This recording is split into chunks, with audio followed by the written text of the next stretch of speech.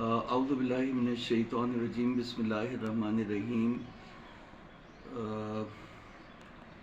Engineer Mirza صاحب نے شیعوں کے جو حوالے سے ابھی نہج البلاغہ کا ایک خطبہ نقل کیا مولا امیر المومنین کا حضور صلی اللہ علیہ وآلہ وسلم کی موت یا وصال کے حوالے سے، تو اس میں انہوں نے الفاظ پکڑ کے اور شیعہ مذہب پر جو ہے وہ ایک جسے کہتے ہیں ایک حملہ کرنے کی والی بات، غلط باتیں منسوب کی ہیں۔ پہلی بات تو یہ کہ شیعہ حضور صلی اللہ علیہ وآلہ وسلم کے بعد ختم نبوت کے قائل ہیں، تو ظاہر سی بات ہے کہ شیعہ حضرت علی کو نبی نہیں بناتے، کہ شیعہ ختم نبوت کے قائل ہیں۔ تو شیعہ خود جو ہے وہ مولا امیر المومنین نے وہاں نہج البلاغہ میں نقل کیا ہے کہ حضور صلی اللہ علیہ وآلہ وسلم الخاتم لما سبق، اور حضور صلی اللہ علیہ وآلہ وسلم کے بعد نبوت کا سلسلہ جو ہے وہ شریعت کا سلسلہ، دین کا سلسلہ، وحی کا سلسلہ منقطع ہو گیا۔ تو رہی بات اس کو امامت تک لے کر کے جانا، تو حضور صلی اللہ، اب میں یہاں پر انجینئر صاحب سے یہ پوچھوں گا کہ کیا حضور صلی اللہ علیہ وآلہ وسلم نے اپنے وفات سے پہلے جو حجۃ الوداع تھا اس میں غدیر خم میں حضرت علی کا ہاتھ بلند کر کے یہ نہیں فرمایا تھا من کنت مولاہ فہذا علی مولا؟ اگر اس حدیث کو آپ کے عالم دین ابھی موجودہ، مجھے پچھلے حوالے دینے کی ضرورت ہی نہیں ہے، آپ کے اتنے بڑے عالم دین اور آپ خود بھی اس حدیث کو مانتے ہیں کہ ان کو کہا من کنت مولاہ فہذا علی مولا، تو شیعہ حضرت علی کے لیے ولایت کے قائل ہیں۔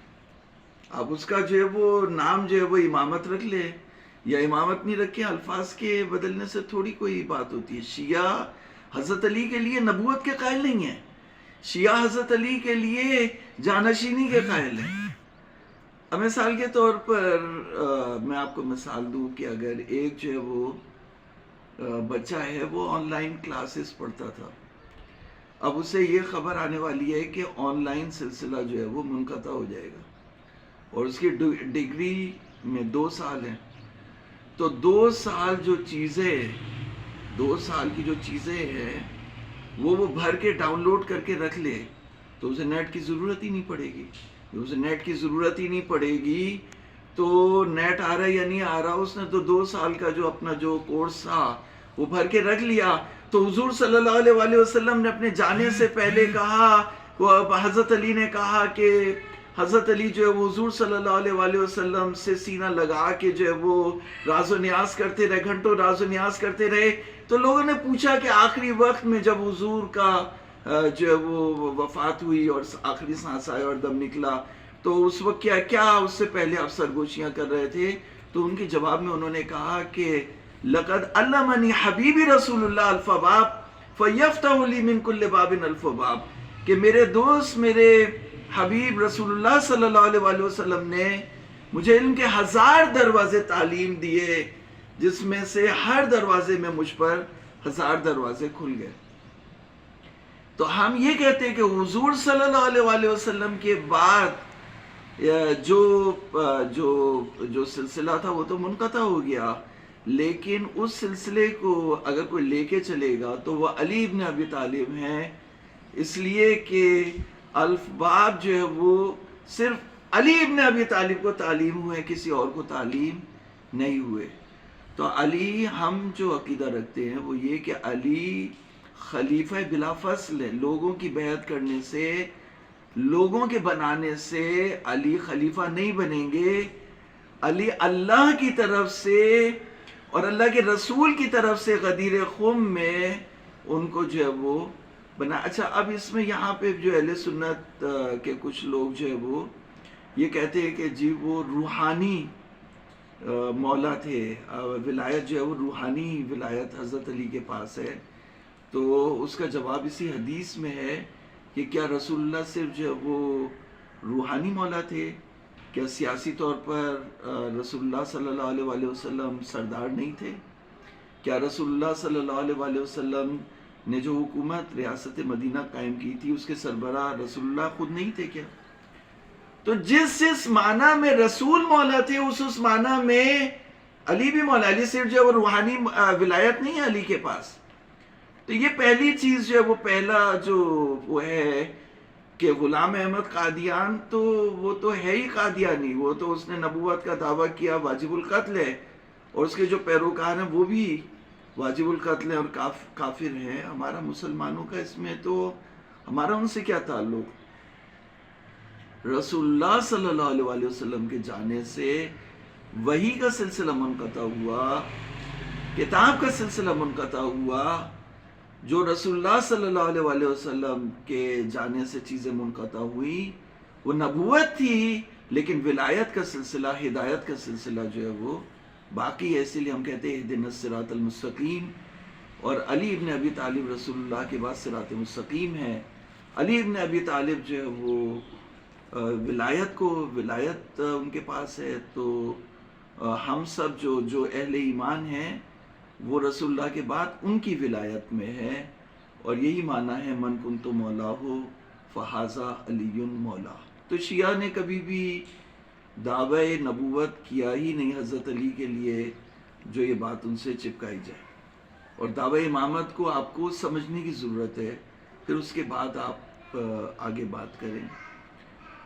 تو اس طرح سے ایک چیز لے کے, اچھا میں آپ کو بتاؤں نہج البلاغہ ہی میں انہو من مات منا ولیس بمیت, انہو من یموت من مات, انہو یموت من مات منا ولیس بمیت. تو کہا کہ آل محمد کو, محمد اور آل محمد کو عام لوگوں سے قیاس نہیں کر سکتے, کہ ہم میں سے جو مر بھی جاتا ہے وہ مر کے بھی مرتا نہیں ہے بلکہ زندہ ہوتا ہے. تو یہ اب یہ ان کو جو ہے وہ ایک لفظ پکڑ کے وہ بیٹھ گئے, تو ان کو یہی نہیں پتا کہ عقیدہ امامت کیا ہے اور عقیدہ نبوت کیا ہے, اور ان دونوں میں فرق کیا ہے. اور پھر اس کو غلام احمد قادیان اور جھوٹے نبوت کا دعویٰ کرنے والوں سے آپ شیعوں کو ملا رہے ہیں. تو یہ ناانصافی اور تہمت ہے. دوسری بات جو انہوں نے کہی کہ ہم رو رو کے مر جاتے, تو شیعہ رو رو کے مر تو نہیں رہے. تو آپ کی بات ہی میں تحافظ ہے, یعنی آپ کی بات جو ہے وہ یہ ہے کہ حضرت علی نے نقل کیا کہ یا رسول اللہ ہم جو ہے وہ رو رو کے مر جاتے, تو شیعہ رو رو کے مر تو نہیں رہے. اگر شیعہ غم کر رہے ہیں تو یہاں پر یہ سوال پیدا ہوتا ہے کہ سینہ کو بھی اسلام میں حرام ہے یا حرام نہیں ہے. اگر سینہ کو بھی اسلام میں حرام ہے تو مجھے قرآن مجید میں اور معتبر حدیث میں ایک جگہ دکھا دیں آپ. اگر شیعہ مذہب پہ آپ وہ کر رہے ہیں تو شیعہ مذہب کی جو معتبر ترین حدیثیں ہیں ان میں ایک جگہ دکھا دیں کہ سینہ کو بھی حرام ہو, یا قرآن میں کہیں دکھا دیں کہ سینہ کو بھی کی حرمت آئی ہو. قرآن مجید نے حرمتوں کو بیان کیا, نبی پاک صلی اللہ علیہ وآلہ وسلم نے حرمتوں کو بیان کیا, تو سینہ کو بھی کی جو حرمت ہے وہ بھی آنی چاہیے تھی, تو وہ کیوں نہیں آئی؟ اب میں آپ کو یہاں پر میرے پاس یہاں سیرت النبی شبلی نعمانی کی موجود ہے. تو شبلی سے بڑا جو وہ سیرت نگار جو اور معتبر, انہوں نے نقل کیا غزوہ احد کے واقعات میں. تو میں یہاں سے جو وہ اس سے پڑھ لو, یہ صفحہ نمبر 224 ہے جو آپ کے اتنے بڑے جو ہے وہ مورخ اور سیرت نگار وہ نقل کرتے ہیں کہ حضرت صفیہ حضرت حمزہ کی بہن شکست کی خبر سن کر مدینے سے نکلی. حضرت صلی اللہ علیہ وآلہ وسلم نے ان کے صاحبزادے حضرت زبیر کو بلا کر ارشاد فرمایا کہ حضرت حمزہ کی لاش نہ دیکھنے پر. حضرت زبیر نے حضرت کا پیغام سنایا, بولی کہ میں اپنے بھائی کا ماجرا سن چکی ہوں, لیکن خدا کی راہ میں یہ کوئی بڑی قربانی نہیں. حضرت صلی اللہ علیہ وآلہ وسلم نے اجازت دی, لاش پر گئیں, خون کا جوش تھا اور عزیز بھائی کے ٹکڑے بکھرے ہوئے تھے, کیونکہ حضرت حمزہ کا جو کلیجہ تھا پیٹ چاک کر کے جگر نکالا تھا, کلیجہ نکالا تھا, ان کی آنکھوں کو نکالا تھا، ان کی ناک کو کاٹ دیا تھا، ان کے کان کاٹ دیے تھے، اور یہ امیر معاویہ کی ماں ہندہ نے ان کا کلیجہ چبایا تھا. تو اللہ تعالیٰ نے اس کو سخت کر دیا تاکہ ان کے جسم کا حصہ نہ بننا پائے، تو وہ کھا نہیں سکے اس کو. تو تاکہ ان کے جسم کا حصہ نہ بن پائے تو وہ اگل دیا انہوں نے. تو یہ واقعہ ہوا. تو یہاں پر کہا کہ لیکن انا للہ و انا الیہ راجعون کہہ کر چپ ہو رہی اور مغفرت کی دعا مانگی. تو یہاں پر جو وہ جب بہن بھائی کے بکھرے ہوئے لاشے پر آئے گی تو وہ صرف انا للہ و انا الیہ راجعون نہیں کہے گی. اچھا، پھر اس کے بعد جو وہ یہاں پر بیان کیا کہ شہداء بے غسل اسی طرح خون میں لتھڑے ہوئے دو ملا کر ایک قبر میں دفن کیے گئے، جس کو قرآن زیادہ تر یاد ہوتا اس کو مقدم کیا جاتا. ان شہداء پر نماز جنازہ بھی اس وقت نہیں پڑھی گئی. 8 برس کے بعد وفات سے 1-2 برس پہلے جب آپ ادھر سے گزرے تو بے اختیار آپ پر رقت طاری ہوئی، اور اس طرح آپ نے پردرد کلمات فرمائے جیسے کوئی زندوں اور مردوں سے رخصت ہو رہا ہو، اور اس کے بعد آپ نے خطبہ دیا. تو یہ یہاں پر جو ہے وہ بیان کیا گیا. اچھا، اس کے بعد جو کام کی چیز بیان کی گئی وہ یہ ہوئی کہ حضرت مدینہ تشریف لائے. تو مدینے میں تمام مدینہ ماتم کدا تھا. آپ جس طرف سے گزرتے تھے گھروں سے ماتم کی آوازیں آتی تھی. آپ کو عبرت ہوئی کہ سب کے عزیز و اقارب ماتم داری کا فرض ادا کر رہے ہیں، لیکن حمزہ کا کوئی نوحہ خواہ نہیں ہے. تو رقت کے جوش میں آپ کی زبان سے بے اختیار نکلا اما حمزہ تو فلا بوا کی اللہ، لیکن حمزہ کا کوئی رونے والا نہیں ہے. انصار نے یہ لفظ سنے تو تڑپ اٹھے. سب نے جا کر اپنی بیویوں کو حکم دیا کہ دولت قدے پر جا کر حضرت حمزہ کا ماتم کرو. حضرت نے دیکھا تو دروازے پر پردہ نشینان انصار کی بھیڑ تھی اور حضرت حمزہ کا ماتم بلند تھا. تو ان کے حق میں دعائے خیر کی اور فرمایا تمہاری ہمدردی کا شکر گزار ہوں. تو اس کے بعد پھر یہ لکھا کہ مردوں پر نوحہ کرنا جائز نہیں. تو یہاں تک تو ثابت ہو گیا کہ حضور صلی اللہ علیہ وآلہ وسلم کے زمانے میں اگر شہیدوں پر رونا حرام ہوتا تو حضرت حمزہ جب واپس آئے حضور اور ہر گھر میں ماتم کدہ بنا ہوا تھا اور ہر گھر اپنے شہید کو اپنے عزیز کو رو رہا تھا، تو اگر ماتم حرام ہوتا تو یہ ہر عزیز ہر گھر ماتم کدہ کیوں بنا ہوا ہوتا اور اپنے عزیز کو کیوں رو رہا ہوتا؟ اور آپ کیوں یہ شکایت کرتے اور کہتے کہ حضرت حمزہ کی کیونکہ شادی نہیں ہوئی تھی، ان کا گھر نہیں تھا وہاں، تو ان کا کوئی رونے والا نہیں تھا. تو آپ نے کہا اما حمزہ تو فلا بوا کی اللہ. عربوں میں ابھی بھی رسم ہے کہ جب ان کے ہاں کوئی موت ہو جاتی ہے تو حضرت حمزہ کے اوپر روتے. تو ماتم کرنا، رونا، ہاں گریبان چاک کرنا یا اپنے کو زخمی کرنا اس کی ممانعت آئی عام صورتوں میں. تو امام حسین کا تو مسئلہ ہی الگ ہے، لیکن رونا، پیٹنا، ماتم کرنا یہ ایک فطری عمل ہے. جب کسی ماں کے سامنے اس کا جوان بیٹا مرتا ہے اور اگر وہ یعنی خاص کر حادثاتی کوئی موت مر جائے یا کوئی بہت ہی اس کا خون وہاں پہ ہو، قتل ہو جائے، تو ماں جان دے دیتی ہے، ماں پاگل ہو جاتی ہے، ماں کو کوئی روکنے سنبھالنے والا نہیں ہوتا. تو یہ تو جذبات جو ہے انسان کے فطری ہیں، نیچر ہیں، اور یہ دین فطرت ہے. تو اگر یہ حرام ہوتا تو فطرت کی چیز حرام ہوتی اور فطری چیز حرام نہیں ہوا کرتی.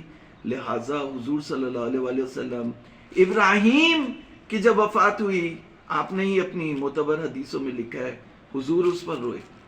جعفر طیار کے شہادت کی خبر آئی، شہادت کی وہ آئی تو 3 دن حضور نے سوگ منایا، ان کے گھر کھانا بھجوایا. تو 3 دن کا سوگ وہاں سے شروع ہوا. تو ابراہیم پر حضور روئے، जाफर तैयार जो शहीद हुए थे उन पर हुजूर रोए, हमजा के ऊपर हुजूर ने पूरा मातम करवाया, पूरे मदीने को मातम करवाया और उनका जो उनके हक में जज़ाए खैर अता फरमाई। तो इससे बढ़कर और क्या जो है वो दलील हो सकती है कि दीन इस्लाम दीन फितरत है, और दीन फितरत में अगर मातम हराम होता तो अल्लाह की किताब उसके बारे में ज़रूर बयान करती, और उसका बयान ना करना ये दलील है कि ये ऐन फितरत के मुताबिक है और सही है। और इमाम हुसैन के गम में रोना और मातम करना इबादत है। अल्लाह ताला हमें सही बात को समझने की तौफीक अता फरमाए, और जो लोग मज़हब शिया पर झूठ बांधने की कोशिश कर रहे हैं उनके शर से महफूज रखे। वस्सलामु अलैकुम वरहमतुल्लाह।